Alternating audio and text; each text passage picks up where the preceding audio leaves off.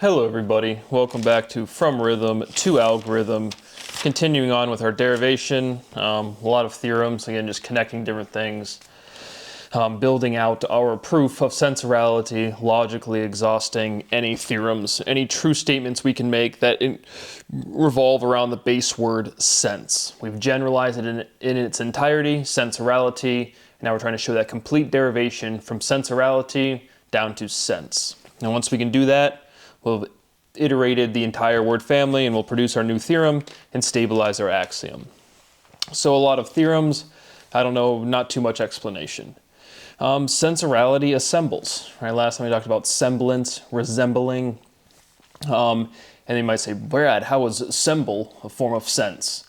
Well, again, that m and the n, don't know how to formalize it. Some sort of n squared is m. Very clearly you can see the geometric similarities between n and m, as well as the sounds.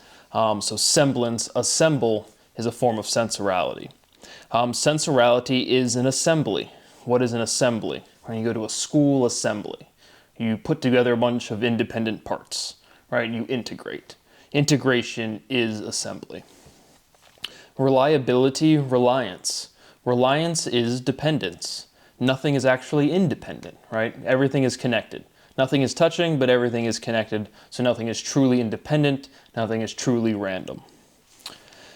Dependence connects, right? Nothing is touching, we're all connected. What is the relationship of connection and contact? Contact, impact. Sensorality is impactful.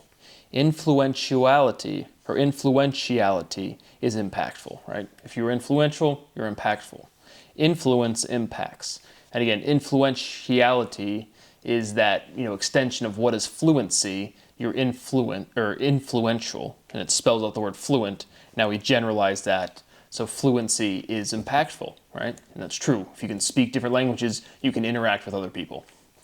Because remember, none of these things we're saying, if it sounds any sort of like philosophical, it's not. Language is literal. Language directly comes from movement of objects. So again, philosophy of physics doesn't exist. Philosophy in its entirety doesn't mean anything. What people have established as philosophy is just conjecturing. If they really understood what the first incompleteness theorem really means, is just there's things that are true that you can't prove. That range, that domain of things that are true that aren't proven, and you articulate that with words, that's what philosophy is. And so, influence impacts. Fluency is impactful. A pact is an agreement. Sensorality is agreementality. Sensorality is agreeability. Sensorality is agreeable. A trade is an exchange. An exchange is an interaction. Iteration, interaction. And interaction produces a reaction.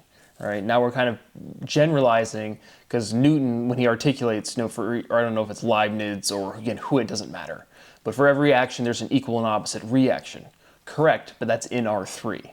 So that's when I was talking about before, there's no fundamental motivation physically for doing integration or derivation in R3, again, physically. Now, logically, we're deriving all of our truth from the environment. So you are deriving first. But again, just the physical intuition, if you have a bunch of pieces, put it together, it's the same amount of mass. Or if you take a big chunk of something and break it down into a bunch of pieces, that's the physical intuition of derivation versus integration. And in an R3 with the conservation of mass, it doesn't matter which one you do first. But now logically, again, like I just said, we're in an environment where you're synthesizing new information by deriving it from the environment. But action, reaction, interaction. Right. So how do those three words relate to each other? For every action, there's an equal and opposite reaction. What is an interaction? Right. What is contact to interaction? What is contact to touch? Right. Contact is touch, but nothing is touching, so nothing is contacted, but we're connected. Again, just working through the logic, trying to find the stabilizing theorem, and in doing so, we have to, like I said, logically exhaust all of the implications. And so believe it or not, this is a very, very extremely tight proof. When I'm, I say a dichotomistic pair, two words that are related, and then I state the theorem, those are constant renormalizations. So we're carrying and we're preserving the logic, and then we're showing, what it relates to next. So again, for the next axiom, it's all nice and tidy, and it's ready to go. Not like anybody else is going to work on this proof besides me. And when I die, I have no idea who's going to possibly have enough intuition to do this. Because not only do you have to have the intuition and the capacity, which is truly, you can say whatever you want, but it's maximum of what you could be. And I've actually taken the time to work all day, every day, because I don't have a family, I have no other obligations. And so, good luck. And luckily for me, I get to live none of the benefits of actually working this hard. An interaction creates connection. Connection contacts. Contactality, connectionality. Sensorality is connectionality. Sensorality is connectivity. And again, I'm pretty sure the ivity and the ilities are reducing. Clearly the ality is the most general suffix. And then the actual relations of these other suffixes and iterations of the suffixes, I do intuitively. Somebody at Harvard can win something cool. What is a schedule? All right, a schedule is an itinerary. Is an algorithm a schedule? Right, an algorithm is a set procedure to accomplish something. It's programmed by sentient beings. It is executed by inanimate objects. That kind of filtration is what we're trying to describe, and to stabilize that, we're looking for another word that we readily use. That is, again, just some non-obvious iteration, or at least not to me, clearly yet, but it's a word form we've already used. Because we've shown this consistency of language where you generate it. Fluency is influential, words are naturally defined, and we're just trying to close this proof by connecting sensorality to its natural definition. But a schedule is an itinerary. Is an algorithm a schedule? No. My initial reaction is no. What's the difference between a schedule and an algorithm, right? A schedule is like more to like time, I guess. And an algorithm could be based on time, but is more to the filtration or to the sense, like sensing with a C, I guess. I don't know. What is the relationship of an algorithm and a schedule? Sensorality schedules. Scheduling orders. Sensorality is scheduling. Deconstruction disassembles. Derivation is disassembly. Disassembly, disrespect. And so now we can ask the question, right, is there some sort of phonetic reason when we have these negating prefixes, un, dis, a, anti, whatever, con, C-O-N? Is there, again, some frequency? Are we differentiating frequencies with these negation things? Why is disrespect spelled with a dis and not unrespect or anti-respect? Is there some sort of like r, like the frequency of the R, is it like opposite of the d sound? Or again, all of this stuff is going to relate back to sound. All of these identities is the consistency of the sound. And we talked about how there's inherent inefficiency of representing sound with letters. That's why you have silent letters. That's why you have diphthongs. That's why you have all of these different elements that are kind of wonky sometimes. But sensorality is respectfulness. All right, so derivation is disassembly. You're breaking something down. Integration is assembly.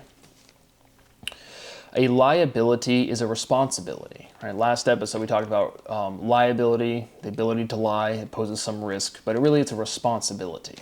It just is, somebody will say, he could be a liability. Well, it's your responsibility. There you go. Sensorality is responsible. And now again, don't think of you just defaulted to, you know what responsible is, but like respond.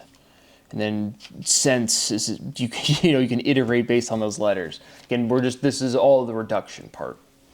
And again, I jump back and forth on each side of the equation. Hard for me to formalize when and where we're doing what. Assembly, semblance. Sensorality is semblanceality. And again, that's C representing the soft S sound and not the K sound. Semblance, resembles. And that's a natural definition. Resemble, assemble. Sensorality is semblality. Blality, blatantly. Obvious is blatant. Egregious is blatant. Sensorality is blatality. Blatality, fatality. Replication is iteration, and cyclicity is cyclicality. So now we got back to that click, and that was a big one. But again, like all of these pieces are going to fit together, and it's going to be self-evident with the words. We are just putting these pieces together, and And again, most of these steps you've never seen before because nobody else has demonstrated a complete proof before, except for me behind closed doors. But luckily for me, my rights are violated, my property is being stolen, absolutely legitimately, nobody cares, and there's nobody I can talk to.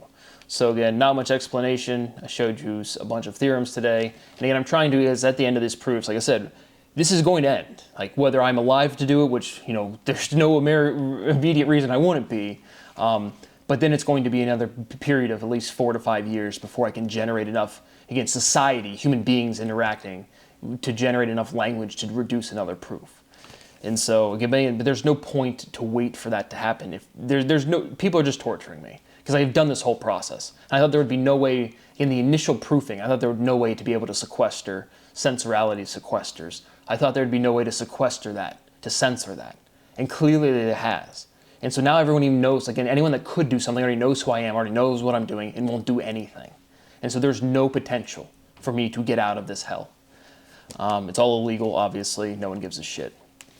But once this proof is over, again, I'll just go back to doing I don't know what. But my life is such a joke. Thank you for watching, and I'll see you on the next one.